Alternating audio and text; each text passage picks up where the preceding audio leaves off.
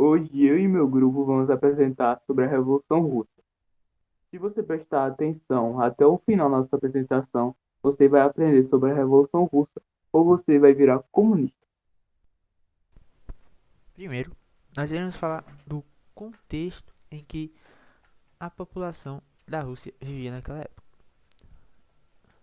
A população da Rússia vivia em um contexto totalmente desagradável, onde, dentro de suas casas, eles não tinham comida suficiente para se alimentar e suas condições de trabalho eram simplesmente horríveis. Além disso, a Rússia se encontrava em um atraso econômico gigante em relação aos outros países da Europa, como Inglaterra, França ou Alemanha.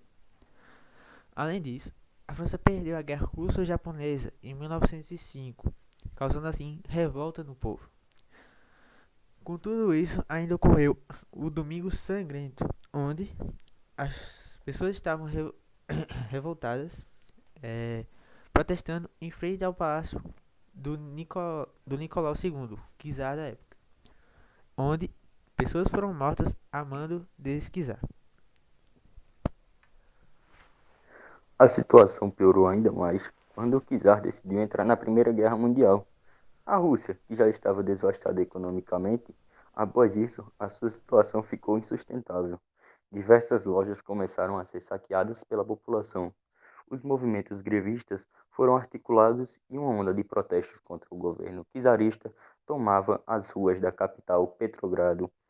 As forças repressoras, que já também não reconheciam o poder estabelecido, tomaram parte da derrubada do governo. Causando assim a Revolução de Fevereiro, onde eles se organizaram em um governo provisório que era constituído em dois grupos: os bolcheviques, que eram compostos pela maioria dos camponeses, e os mencheviques, que eram a minoria dos burgueses. Um ponto importante da primeira revolução ocorreu em abril de 1917, onde o governo burguês deu um verdadeiro tiro no pé ao tentar manter a Rússia nos conflitos da Primeira Guerra. Outro ponto importante foram as Jornadas de Julho, que foram uma série de protestos ocorridos em Petrogrado, conduzidos pelos anarquistas, socialistas, revolucionários e bolcheviques, que tinham como objetivo derrubar o governo provisório russo e transferir o poder aos sovietes. Os protestos eram motivados pelo agravamento da situação econômica e pela oposição ao reinício das ações militares. O projeto de ruptura proposto pelos partidários bolcheviques só tomou força no momento em que Lenin retornou seu exílio e publicou os Teses de Abril. A sua obra pregava uma reformulação do cenário político, ou se opor a uma ordem onde o parlamento seria o instrumento de ação política direta. Em seu discurso, Lenin realizou um quadro ainda mais urgente, onde as classes trabalhadoras deveriam ter poder decisório e imediato. Os operários e os soldados russos fizeram oposição massiva contra uma nova ordem de governo ditatorial. Os militares começaram a abandonar os campos de batalha da Primeira Guerra Mundial. Os camponeses intensificaram seus protestos e as ideias de Lenin ganharam maioria dentro dos sovietes. Uma nova revolução se preparava. A Revolução de Outubro de 1917, que é caracterizada pela derrubada do governo provisório liderado por Vladimir Lenin, com seu lema "Dê pão, paz e terra para o povo russo".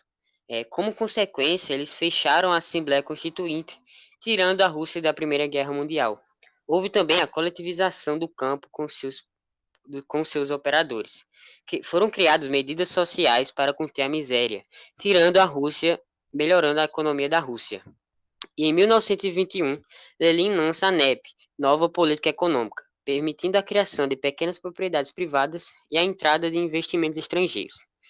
Era aquela teoria de dar um passo para trás para poder dar dois passos para frente. Isso não impediu uma guerra civil sangrenta, pois ainda aconteceu a guerra entre o Exército Vermelho, dos bolcheviques, e o Exército Branco, mencheviques. Em 1921, temendo os avanços da política anarquista ucraniana, os bolcheviques decidem anexar a Ucrânia à Rússia, formando assim a União das Repúblicas Socialistas, ou a famosa União Soviética. E aí, Aprendeu sobre a Revolução Russa ou virou um comunista? E para finalizar, eu vou botar uma frase icônica aqui, que é o seguinte: o que é seu é meu, e o que é meu é só meu.